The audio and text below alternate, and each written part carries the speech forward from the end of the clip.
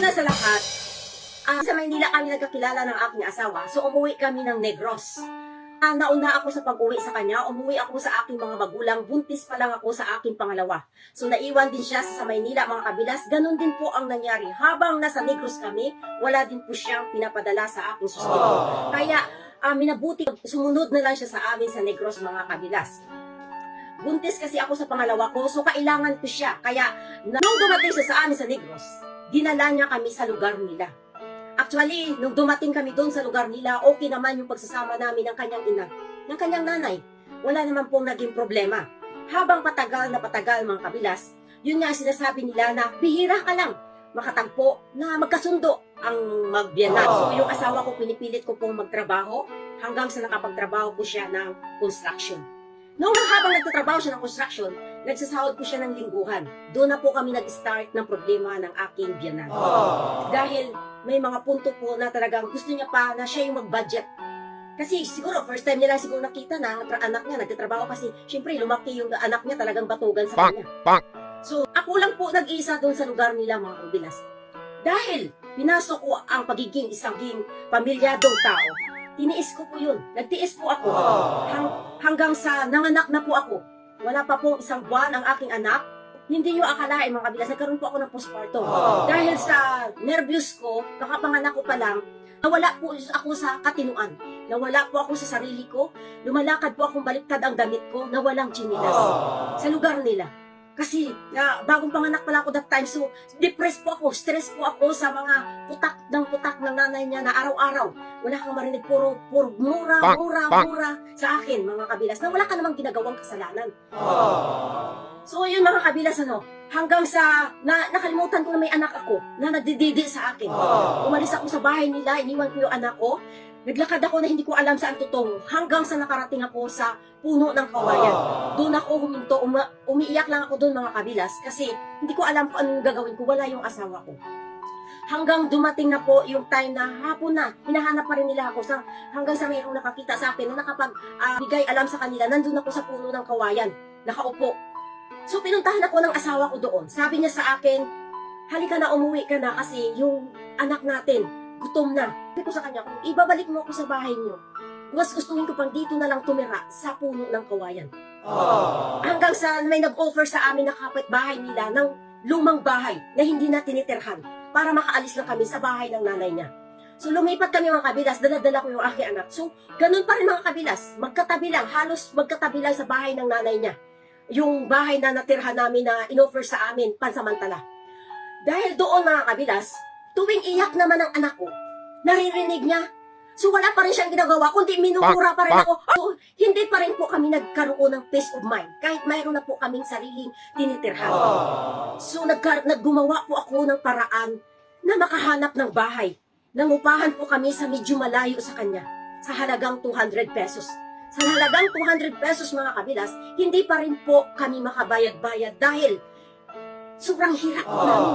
Kahit pambili ng pandesal, pambili ng pagkain, bigas. Kasi kahit isang tuka lang po kami. Dahil bago panganak ko, hindi po ako makapagtrabaho. Hindi po ako makaisip ko anong gagawin ko. So sandal ako sa asawa ko.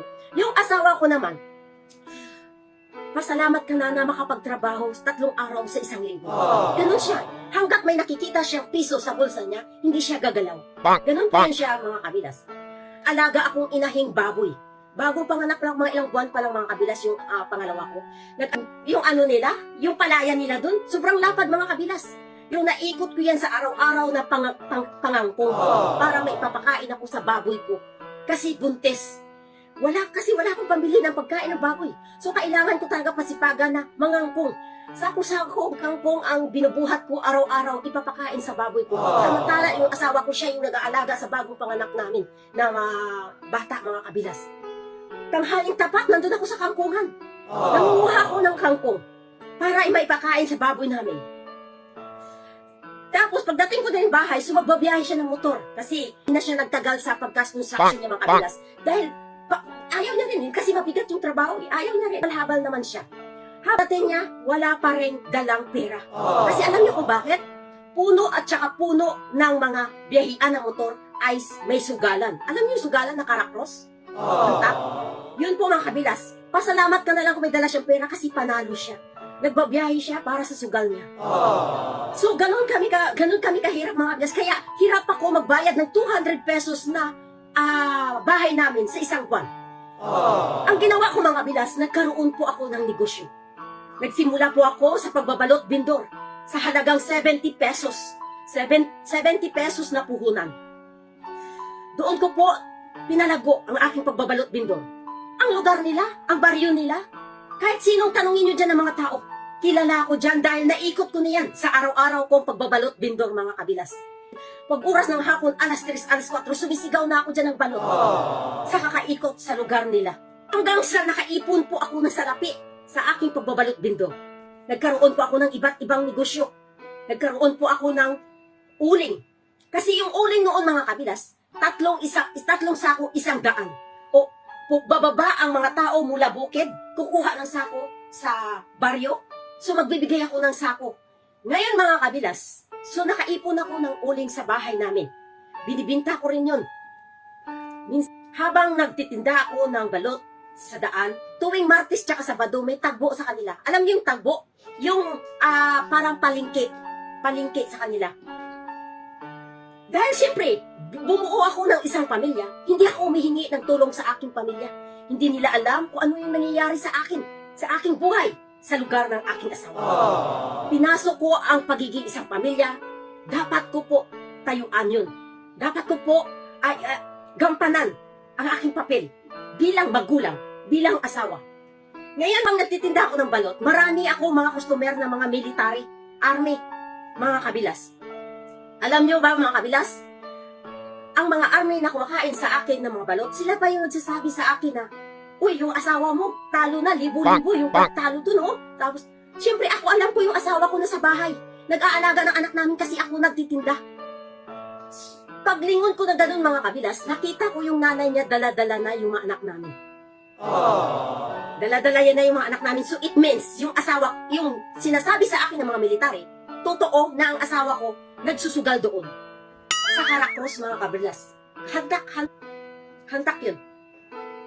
Nung, alam niyo mga kabilas, ang daming tao, puro lalaki yan dyan. Puro kalalakihan yan dyan. Habang sumisigaw siya ng hari-hari-hari, dala-dala ko yung basket ko. Umupo ako dun sa harapan niyan. Sumigaw din ako ng kruna-kruna-kruna. Nagulat siya. So anong ginawa niya sa akin mga kabilas? Sinawakan niya ako dito. Tinangay niya ako pa uwi sa bahay.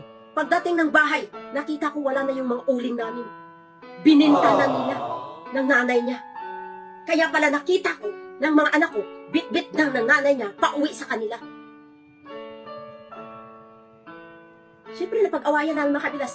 Pero nagtiis pa rin po ako. Pinaglaban ko pa rin para mabuo lang po ang aking pamilya.